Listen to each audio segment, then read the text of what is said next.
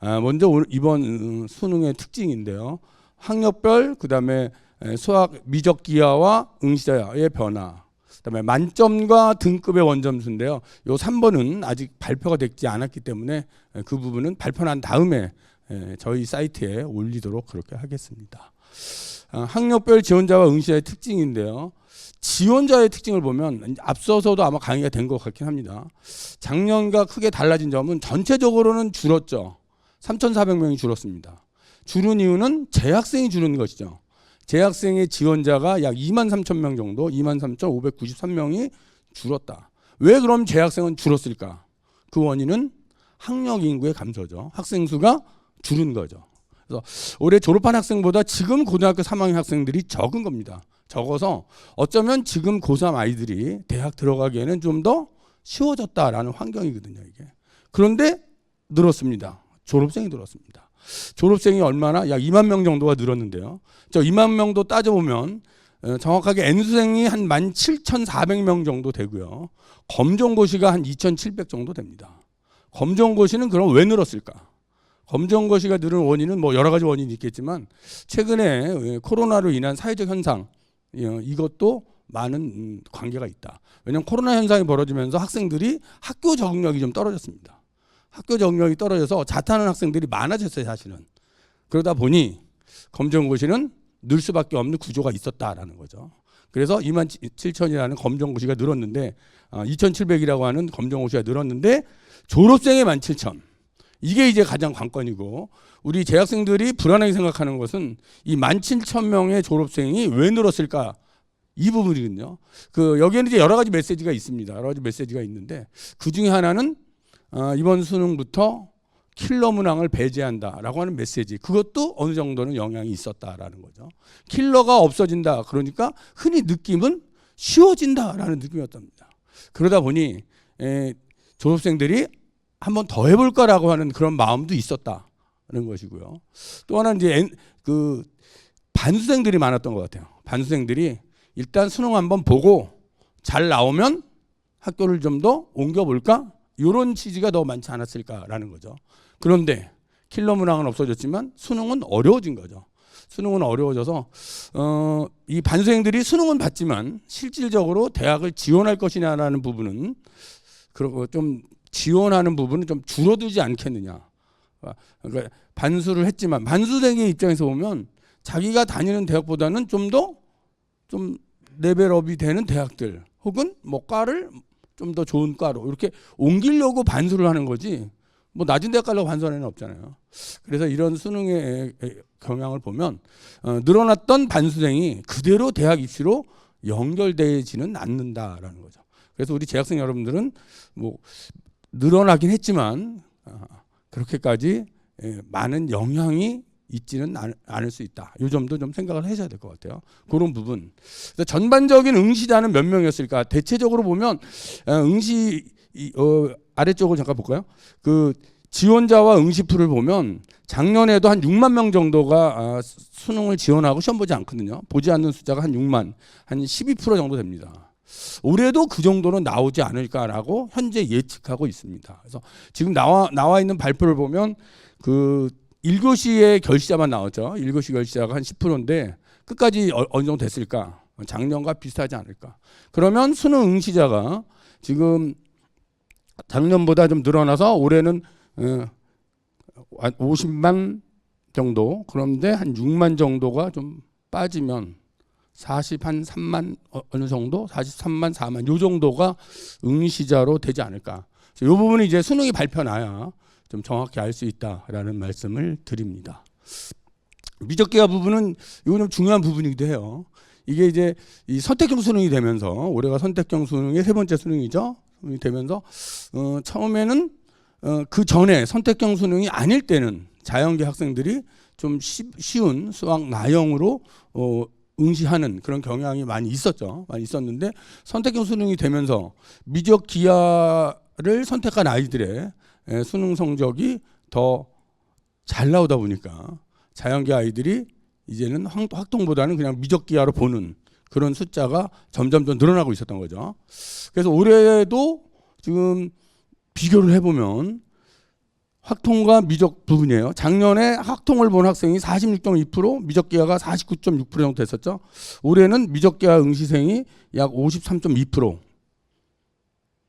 25만 4,533명이죠. 그래서 역시 많이 늘어나고 있다라는 부분이에요. 그래서 사탐 응시자가 약 46.6%인데 확통 응시자가 46.7%면 자연계 쪽에서 확통을 보기 위해서 들어온 학생은 거의 없는 것 같다라는 부분입니다. 오히려 과탐 응시자나 사회과학을 같이 응시한 학생들이 50% 정도 되는데 미적 기하는 오히려 더 많은 그런 분포도 보이고 있다. 그러니까 학생들이 수학에서 확통으로 쉬운 수학을 선택하기보다는 그냥 자연계 학생들은 미적이나 기하를 그냥 선택을 했고, 또 인문계 학생들 중에서도 상위권들은 그냥 미적과 기하를 선택하는 그런 부분이 수능 전체적으로 보여줄 수 있는 그런 부분이다라는 것이고요. 정확한 부분은 이제 수능이 좀 발표 나봐야 알 수 있다라는 말씀을 전하고 싶습니다. 그건 퍼센트였고요. 그럼 만점자가 도대체 얼마가 나왔을까? 이 부분은 지금 뭐 알 수가 있는 부분은 아니고요. 작년 거를 가지고 우리가 추정만 할 수 있는데, 작년에는 국어 만점자가 한 370명, 수학이 933명이었죠. 또 올해는 이 정도는 안 나오겠죠. 올해는 이거보다는 많이 줄어드는 모습이 아닐까라고 하는 모습이 보입니다. 원점수를 가지고 한번 설명을 해보도록 하겠습니다. 지금 저 왼쪽에 나와 있는 2024의 등급 원점수 비교는 저희 EBS에서 지금 추정한 그런 원점수입니다. 그래서 학생들이 EBS에 그 자기 점수를 올린 그걸 가지고 가채점을 가지고 올린 부분을 가지고 EBS에서 추정한 그런 부분입니다. 그래서 오른쪽 부분하고 그냥 비교만 좀 해보겠습니다. 국어에서 화작을 선택한 학생들, 작년에 1등급이 원점수 96점이었죠. 96점에 1등급, 언매는 92점에서 1등급이 형성이 됐었습니다. 그런데 올해는 이제 가채점이긴 하지만 저쪽 왼쪽을 보시면 합법과 잠법이 1등급이 87점 정도 나오고 있거든요. 그러면 96점의 1등급인데 80점. 문제가 상당히 어려웠구나라는 걸 알 수 있죠. 원점수 차이가 한 8점쯤 차이가 납니다. 화작에서. 언매도 약 9점 정도 1등급을 비교를 해보면, 그러면 요 정도 차이만큼 문제가 어려웠다라는 거죠. 적어도 작년에는 96점을 맞아야 1등급이었는데 올해는 한 87점 그 근처까지 1등급의 구분선은 내려간다. 그러니까 이번에 국어는 상당히 어려웠다라고 하는 것을 가채점에서 좀 보여주고 있다라고 보시면 될 것 같고요. 수학 부분도 작년에 확통 1등급이 89점이었고 미적 기하가 한 85점 정도, 88점 이렇게 됐었는데 올해는 그렇지 않죠. 올해는 약 확통 92점. 미적 기하는 85점. 그래서 오히려 확통 부분은 좀 더 올라갔어요. 사실 가채점을 해보니까 좀 올라갔고, 미적 부분에서는 한 3점 정도 떨어진 걸로 봐서 미적 부분은 작년과 비슷하거나 약간은 어려웠다라는 부분이고, 확통 부분은 오히려 올라갔어요. 가채점 부분은. 시험 전체는 좀 어렵게 느끼긴 했지만 확통의 구분선은 오히려 올라간 것으로 지금 저희 EBS 측에서는 판단을 했습니다. 그다음에 영어 부분인데요. 지금 다 어려워지면서 이 등급이나 이런 점수들이 국어나 수학은 이게 상대평가이기 때문에 사실은 문제가 좀 어려워져도 1등급은 4%거든요. 2등급은 11%이고, 그래서 어렵다 싶다가 사실은 큰 영향을 좀 덜 받는 과목이라면, 영어는 이게 절대평가 과목이기 때문에 굉장히 영향을 많이 받겠죠. 많이 받아서 작년 같은 경우는 한 7.8% 정도 선이었습니다. 그래서 이 영어가 1등급 구분선이 어느 정도로 나오느냐에 따라서 사실은 이제 학생들이 어떤 체감, 쉬우냐 어려우냐 부분하고 수능 최저에도 사실은 영향을 미치는 부분이기도 하거든요. 그럼 올해는 어떻게 될까요? 지금 뭐 정확하게 말씀드리기 어려운데 제가 예측해 본다면 한 5%대가 아닌가 이렇게 보입니다. 5%. 지금 9월 모평 정도 수준이거든요. 9월 모평 수준이라면 4에서 5% 사이, 4.5에서 5% 사이, 그 정도 선에서 만들어지지 않을까.